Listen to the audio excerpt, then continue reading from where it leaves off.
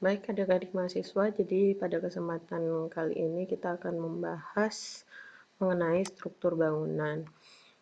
Sebenarnya terkait dengan bangunan sendiri, saya rasa tidak hanya di menggambar saja kalian mengenal hal-hal seperti ini gitu, utamanya di struktur bangunan. Jadi kalau dilihat mengenai definisinya, struktur adalah suatu kesatuan dari rangkaian beberapa elemen yang didesain agar mampu menahan berat sendiri maupun berat luar tanpa mengalami perubahan bentuk yang melewati batas persyaratan. Jadi ada beban vertikal yang terdiri dari beban mati dan beban hidup, kemudian beban horizontal atau lateral, beban angin dan gempa. Di statika seharusnya kalian sudah dapat mengenai pembebanan ini. Jadi bangunan terdiri dari elemen struktural. Jadi yang dinamakan struktural itu balok dan kolom. Kemudian yang non-struktural itu adalah partisi, plafon, pintu, dan lain sebagainya. Kemudian elemen-elemen struktural digabungkan menjadi satu sistem yang dinamakan struktur. Kemudian fungsi untuk mendukung berat sendiri dan berat luar dan untuk menyalurkan gaya-gaya tersebut ke tanah tanpa mengganggu bentuk geometri, kesatuan, dan daya layan dari struktur secara signifikan.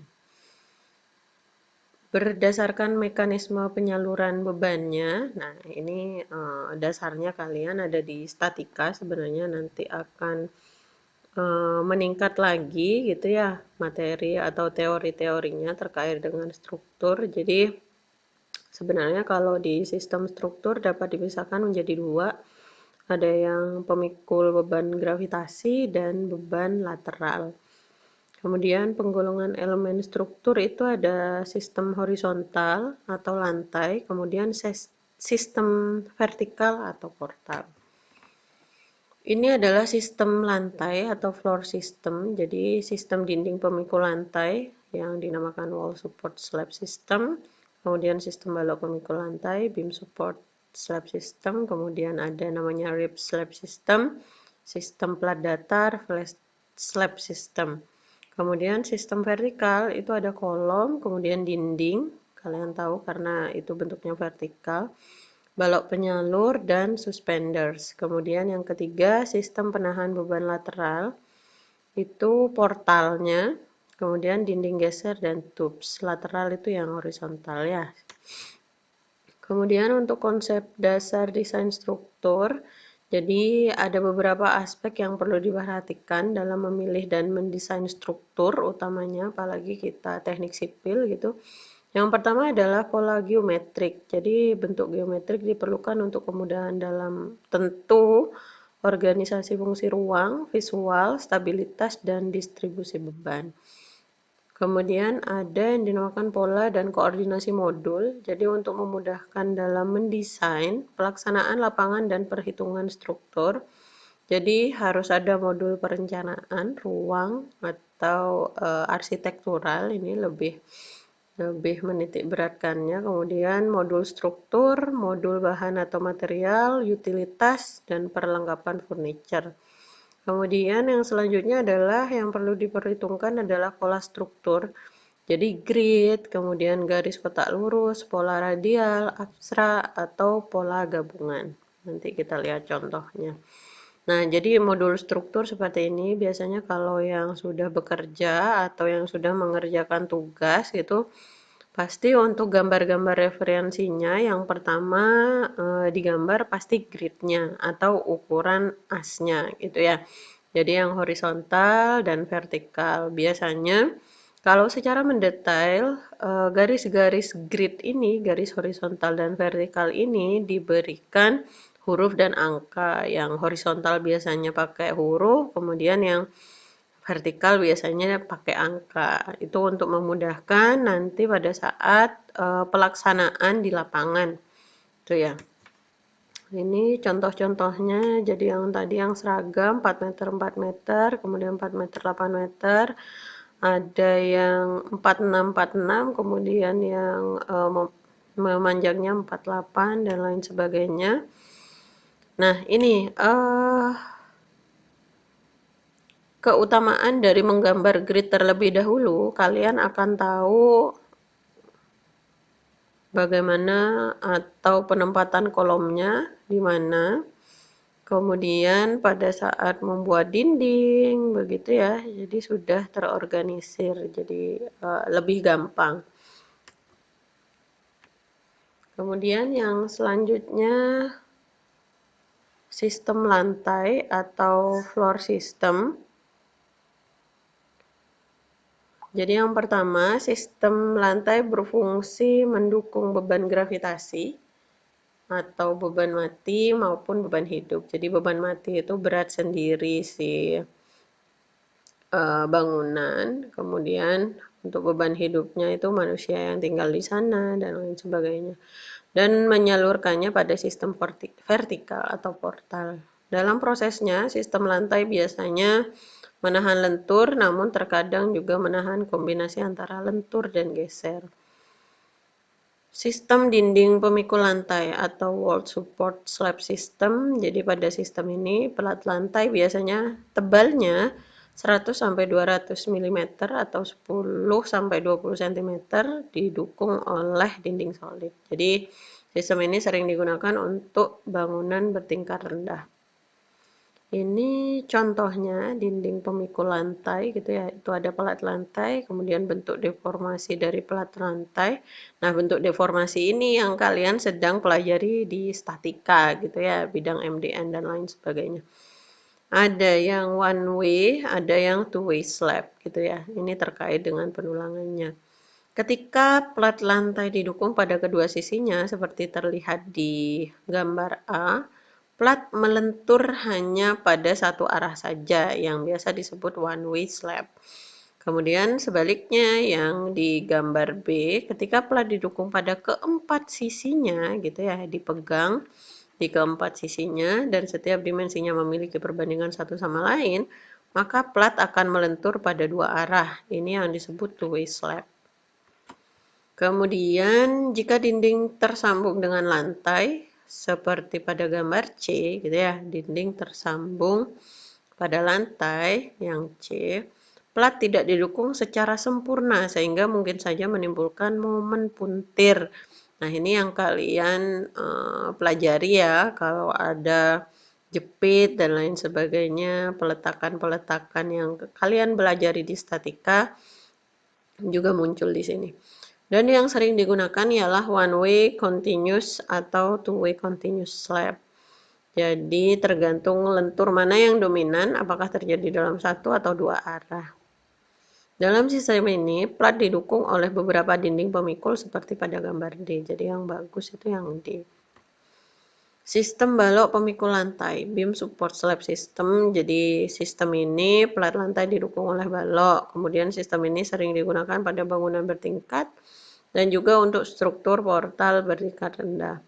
Beban yang bekerja pada lantai didukung dan diteruskan ke kolom oleh jaringan balok. Jadi diteruskan ke kolomnya itu melalui balok terlebih dahulu. Ya, balok yang terhubung langsung dengan kolom disebut balok induk.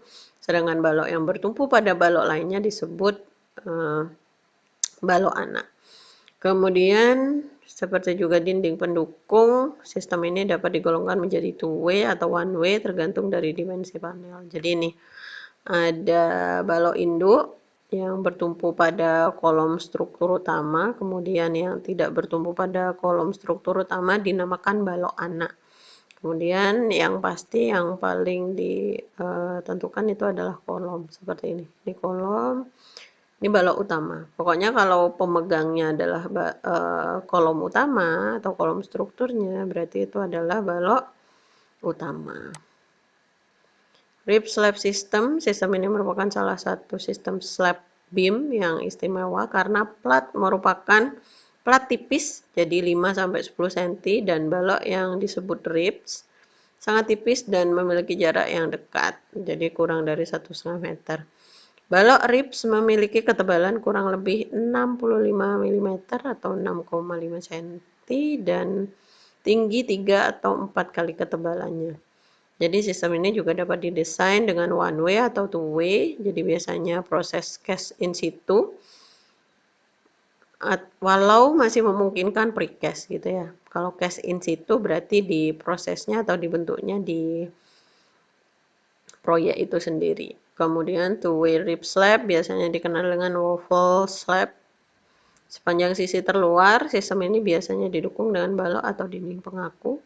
Waffle slab dapat diletakkan langsung pada kolom ini. Nah, ini tampak dari waffle slab seperti ini, ya.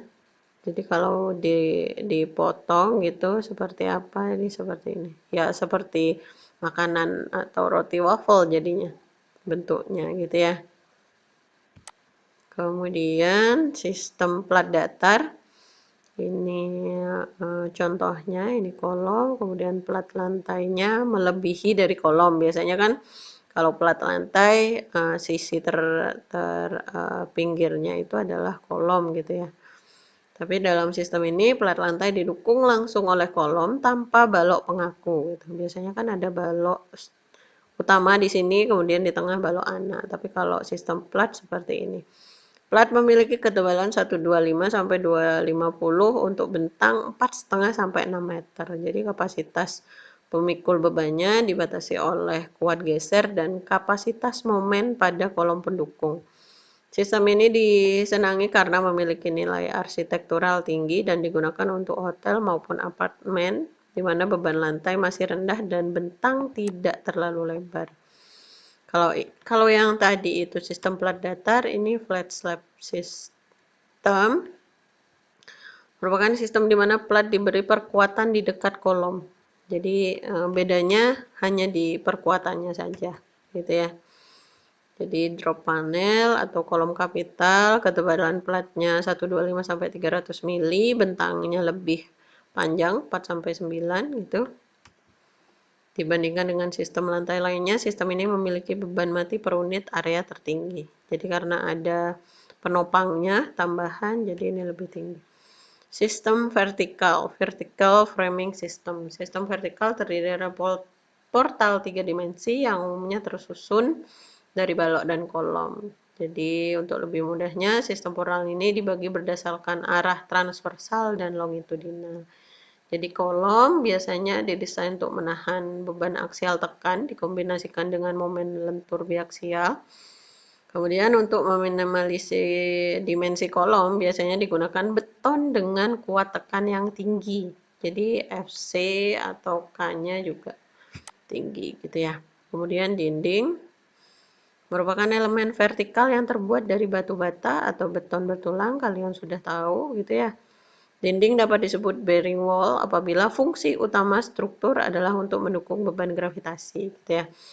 Dan shear wall apabila fungsi utamanya adalah menahan beban lateral seperti beban angin dan gempa.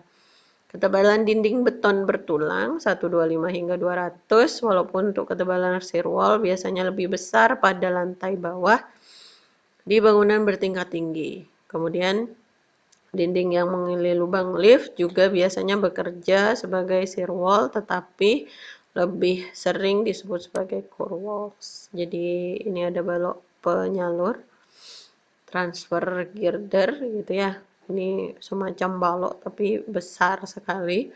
Pada beberapa gedung terkadang desain arsitektural menginginkan adanya ruang besar di lantai terbawah gitu ya, ruang besar di lantai terbawah.